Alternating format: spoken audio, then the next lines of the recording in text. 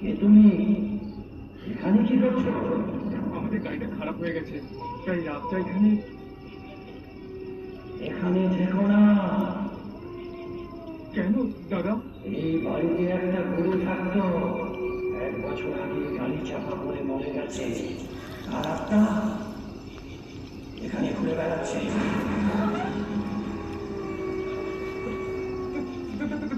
তাই নাকি? হ্যাঁ, কিছুদিন আগে এক স্বামী স্ত্রী এখানে রাত কাটিয়েছিল। সকালে তাদের মৃতদেহ গাছের চাপা চলতে দেখা যায়।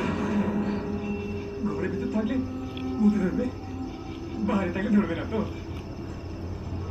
আমার সাবধান করা দরকার, সাবধান করে দিলাম। এবার তোমার ইচ্ছা।